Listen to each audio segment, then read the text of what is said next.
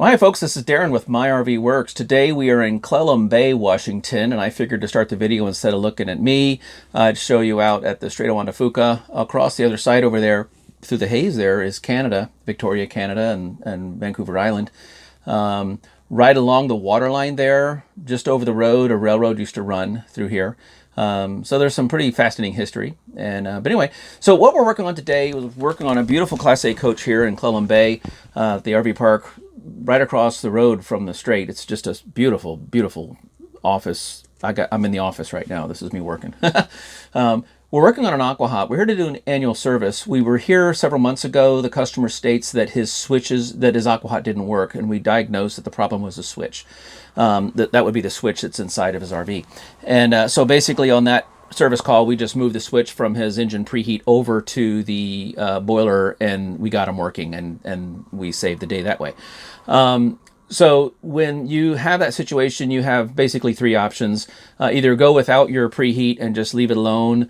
You could always jumper the wires or like go to Mouser or DigiKey or whatever and get another switch. Or you could go with the AquaHot switch.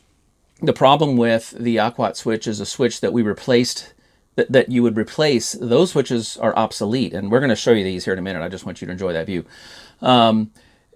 So one option is do nothing, just don't use your engine preheat. The other option is to, I'm watching that bird down there. I don't know if y'all can see him, but he just caught something. Eagles are flying overhead. It's just spectacular. Okay, let's get busy here. Option one, do nothing. Option two, just get another switch that's not an AquaHot switch. Option three, get the one new AquaHot switch that's not going to look like the old switches. Or option four, get the whole new AquaHot assembly that has all three switches on it. This customer decided to get all three switches assembly. And so the purpose of this video is the pinouts are a little different. It's pretty straightforward, but the pinouts are going to be a little bit different. So on this video, I just wanted to show you the new pinouts in case you have a bad switch on your AquaHot, how the pinouts go. Okay, so say goodbye to that view. Let's get busy. Okay, so these are your two switches. I'm going to stay back here. This is the switch that was on the original AquaHot panel, okay? And you would flip the switch and the green light would come on. This is the new style switch. So not only is it physically larger, but the pinouts in the back are different. And that's what I wanted to go over with you, how to test so that you make sure you get the pinouts the same way, okay? So on the old switch, you'll notice there it's going to say 12 volts plus and minus. Okay, so let's put 12 volts plus and minus on this switch and see if the green light lights up. See, these switches are easy. You've got the light side and plus and minus, so that's this half of the switch. And then you've got the rocker side, which is this half of the switch. On this one, it's kind of the same thing. You've got, well, what it's going to be is these two pins on your new switch are going to be your on-off for your whatever the circuit is you're running. And these two are going to turn your light on. The challenge here, and this is what I want to cover, on this one they have the plus and minus, but on this one there's no plus and minus. So you got to be careful of your polarity. So, well, you know my test lead thing, so let me bring my battery pack in. And so red, I'm going to make red plus. Hold on, camera's about to fall.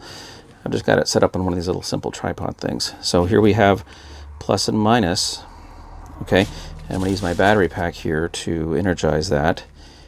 And I don't know, I can see the light lighting up. I'm turning it on and off. Okay, so it's a very dim light, but you can kind of see it lighting on and off. Okay, so that's kind of cool. So we know that that part works. Now on this one, I'm going to purposely do it wrong. So if you look really closely, I'm going to just tell you that one of them is going to say 9 and the other one's going to say 10. So if you look really, let me see if I can get you guys in there. Okay, there you go. See how it says 1, 2, 4, 3, 2, 1, all this kind of stuff. Okay, that's actually a 12. So see pin 10 there, right where my, hold on, let me get the glare just right. I think you saw it. I'm not going to take any more time to look for that, but down at this end. So pin 10, I'm going to make him a plus. And pin 11, well, I say 11. Let me see what this side is. That side's a 9. 9, I'm going to make a minus. Okay, so my 9 is going to be a minus, and my 10 is going to be a plus.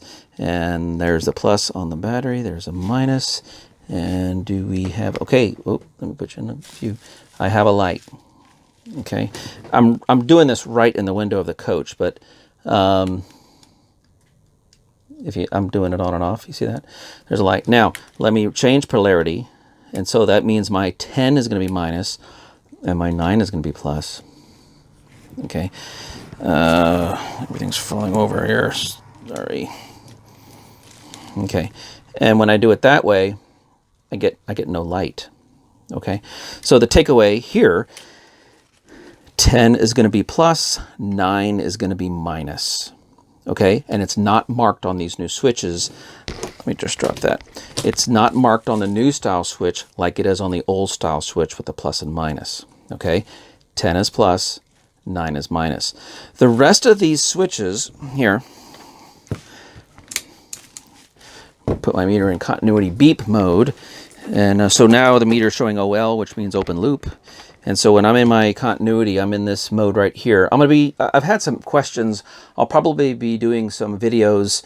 I assume people know how to use meters, but I'm getting information that would be beneficial to some folks for me to do some training videos on how these things work.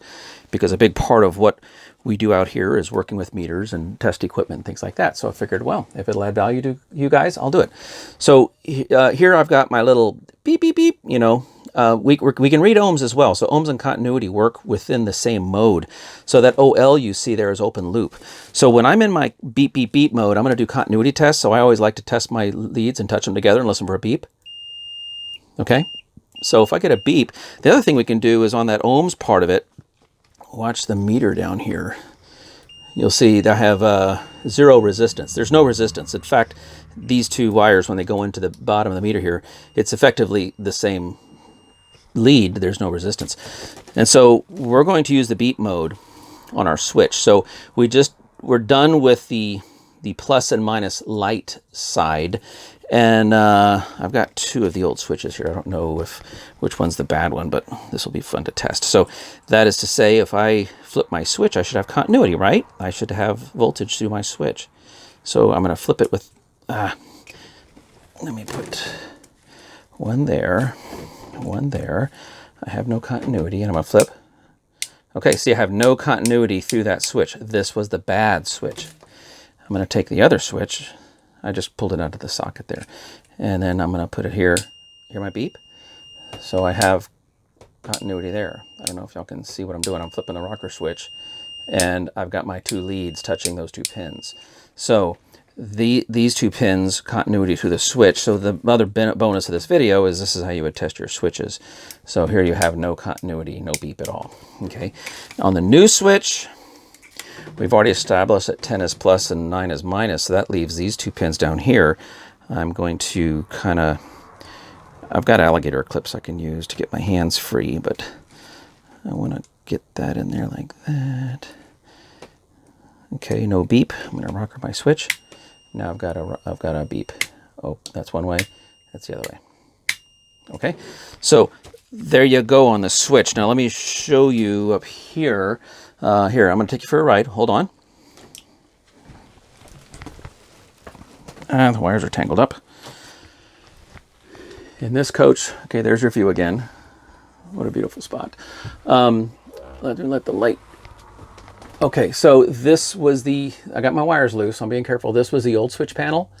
And you can see this is originally, this one was the one that was in preheat. So to get them through, I moved the engine preheat switch over to here.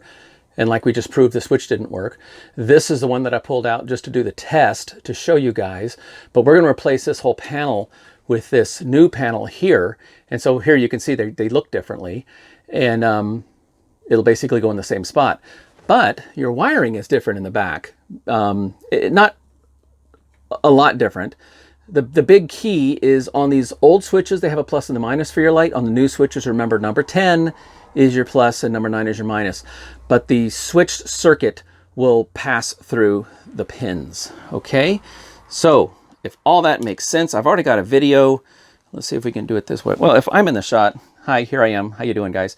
If I'm in the shot, I'm probably dark, so you don't need to see me. You've seen me many on other videos, so let's go back and look at the view, okay? So the takeaway here, I'll paint you this way this time. There's just that tree right there. But now you're crooked. So yeah, I hope this adds value to you guys. If you're doing an AquaHot switch, I may have taken a lot more time, but wanted to go over what all the different pins are and how to test your switches and things like that. So if this added value, where's my thumb? Give me a thumb up. I would really appreciate that. Share it with your friends. Subscribe so you see when new videos coming out. And we've got more fun videos coming your way. So we always leave comments down in the description of our videos. We'll leave information down there as well. And so anyway, until the next video, happy campers. Say My RV Works. It's Darren signing off from Clelum Bay. I'll let you guys say goodbye to beautiful blue water. That water's so clear, you could take your kayak or your boat out there and you could see down 30 feet. It's crystal clear. It's just amazing. Okay, I'm gonna get back to work. Bye, guys.